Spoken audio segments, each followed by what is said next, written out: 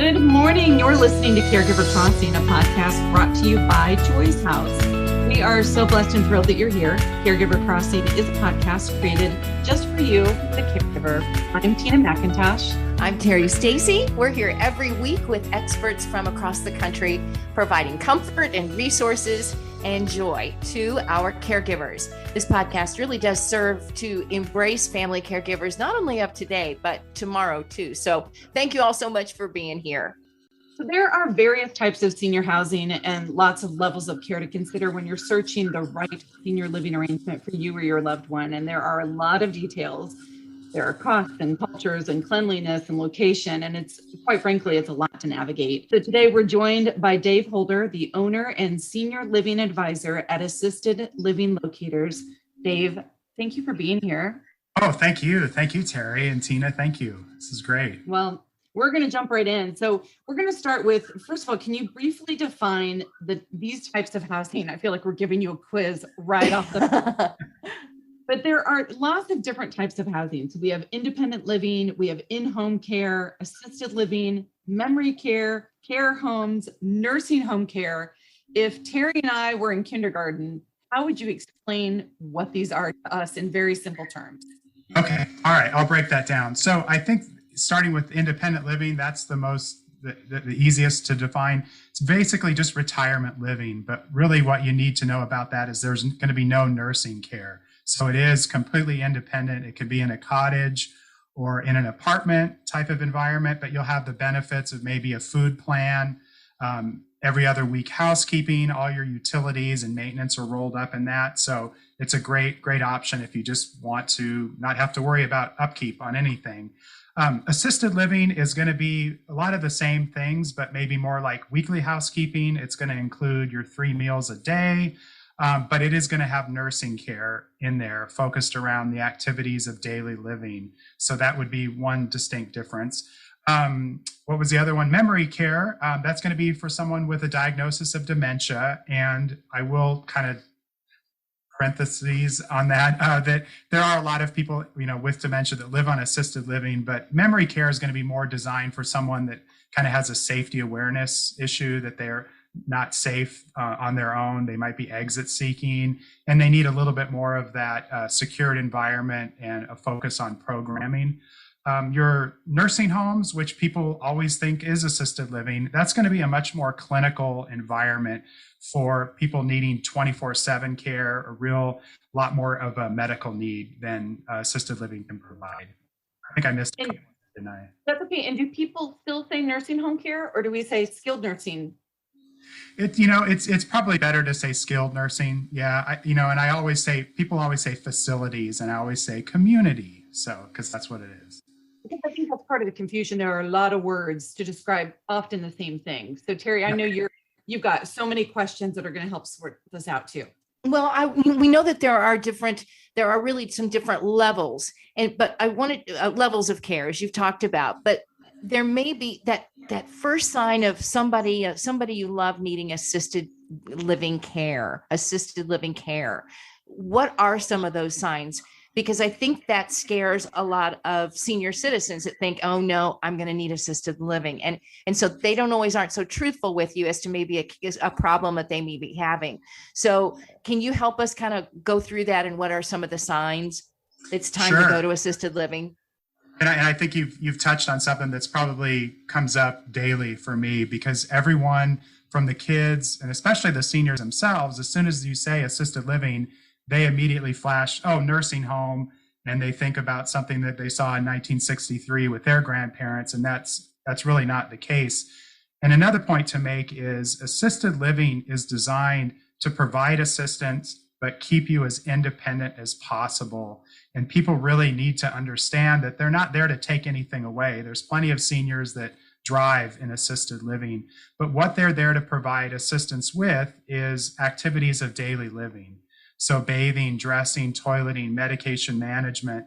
And I think, assisted living can be a great option for someone who may not need a lot of help when it comes to activities of daily living. Maybe the house is just too much. I mean, I'm 52. I don't need to be up on a ladder cleaning out my rain gutters, let alone if you're 75, and taking salt down to the basement for the water softener. So just having all of that off your plate and having 3 meals taken care of for you and transportation provided, that can be a great thing for someone just to not have to worry about anymore. So upkeep on the house could be a good sign to look forward to. Safety issues, any isolation that the family might be feeling, that socialization is not happening. Specific things to look for if you stop by a loved one's house, mail that's not opened, they might be struggling paying bills, something like that. I always tell people, look at the pots and pans. Do you see any scalding, meaning they might have left a burner on too long, something like that? Is always things to look forward to. Is that answering your question? It absolutely does. And you brought to mind things that, like you mentioned, the scalding in the pan, things that I would not have thought of. That's very helpful. Tina? Yeah, Dave Holder is our guest today. And so Dave is the guru when we are looking at assisted living. He is the man that I call whenever we've got a family in that situation who might have questions and help navigating. And so Assisted Living Locators is his business. Dave, I know we have had people we've referred to you who are dreading this conversation. They are scared, they are resistant, they are confused. And then they work with you and they find the assisted living, and 3 months goes by and their attitudes have changed and they are loving it and thriving. Can you talk about some of those? And it's not everybody. I mean, some people, it's still hard for them.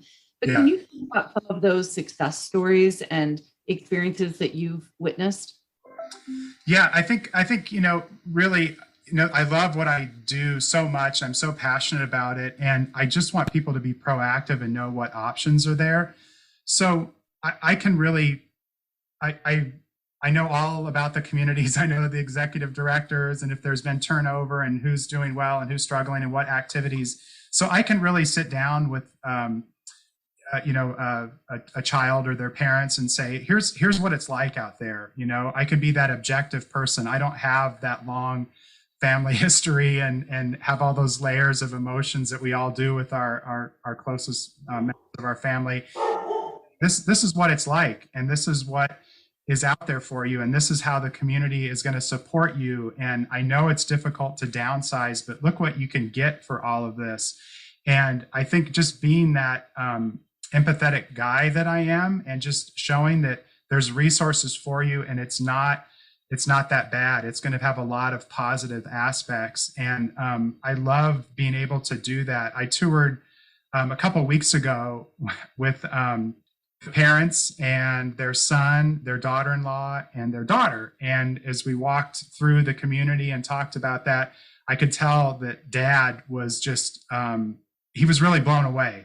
I could tell that this had been a conversation that I'd first heard about a year ago, that they were wanting to do this, but we finally got him here to tour. And I just said to him, I said, is this what you thought it would be? And he's like, boy, no, this is just wonderful. And I said, yeah, it's not a nursing home, is it? And he said, boy, that's just what I thought this was going to be. And boy, it sure isn't. Look at all of this. And he was just, it's like a college campus for adults, for crying out loud. Like, you're describing it, Dave, in the beginning, and I'm like, I want somebody doing my maintenance and my yard work. I want activities and a meal plan. Like, I'm 50. Where do I sign up? I mean, yeah, not a benefit to the community.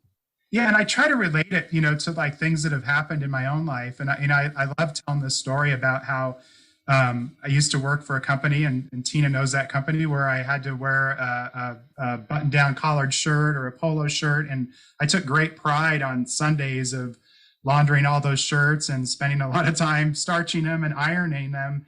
And, it was a good part of my day, 3 or 4 hours of getting that ready for the week. And it dawned on me one day, for about $2 a shirt, I could do this and I could get my Sundays back.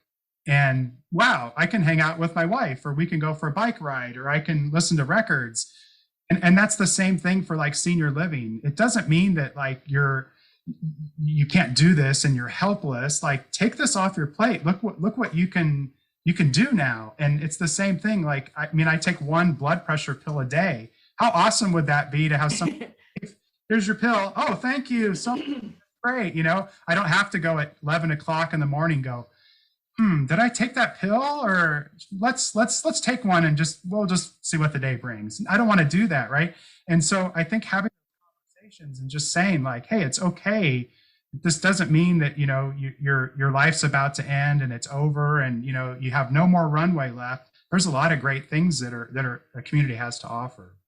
I've heard it described as freedom from a few couples that have made that decision to sell at this time because homes, are going, real estate is hot right now. They're selling their properties. They think they get a lot of money for it, which goes towards their retirement. They're moving into these communities and they say, as hard as it was to part with what we had after so long, that this really feels like freedom now. And I think that's awesome because that's the way it should feel. It should feel like it truly is a new chapter. Assisted living locators, people are asking, what is this cost for a service like this? So what's great and why I'm so passionate about it is there's no cost to the family that I'm helping. I think a great analogy is to think of me as like a senior living realtor. So I focus, on the independent assisted living and memory care. And so just like a realtor, I'm going to meet with a family and talk about budget and location, but then we're going to drill down and I'm going to accompany them on the tours after I make some recommendations. So they're not overwhelmed with those hundreds of choices out there. And my goal is for them to make an educated and informed decision about the next steps and make the right step, the first step that they, with this move. And there's no cost. So just like a realtor, when you go to buy a house, the seller pays the referral fees. If I bring that family to a community and they move in there, I get paid a referral fee. Yeah, that shocked me the first time I heard it, Dave, because I think a lot of people would pay big money for this service. So I'm so grateful that you do the work that you do. Now, are there people like you in other communities? And if so, how do folks get a hold of them? Like, how would you Google this kind of service to find you? Yeah. I mean, you could go to Assisted Living Locators North Indy and find me. We're in, I think, 35 states now. I'm the only one here in central Indiana, but we have someone up like in the region, like Maryville and that. But yeah, I'm a certified senior advisor. I have to take the qualifications and keep up on the CEUs that promises that I will act ethically in the best interest of the clients that I'm serving. And so it's a pretty intense little thing to learn all about the aging process and how to work with seniors. And I take great pride in that designation and staying up on all of it that goes with it. Well, and I've known Dave since his button-down press shirt days, and I would trust him with my own loved ones. And so, thank you. Trying to, to learn more about assisted living, I would highly suggest you get a hold of Dave Holder, owner and senior living advisor at Assisted Living Locators. So thankful that you do what you do, and grateful that you spent some time here with us on Caregiver Crossing. So thank you guys so much for having me, and I love being a part of this. Thank you. Well, as we close, I just want to remind people that you can contact me at any time at tina@joyshouse.org. If there is more information that you want to hear from us or resources, I've really enjoyed, by the way, we've gotten some emails from listeners recently, Terry, about connections that they are looking to get in the community. And I've really enjoyed hearing from people. So thank you. And by the way, I love it when they email. There's always a little shout out to Terry Stacy, by the way. Mention how much they love you and what fans they are. And so keep those coming. We want to connect you.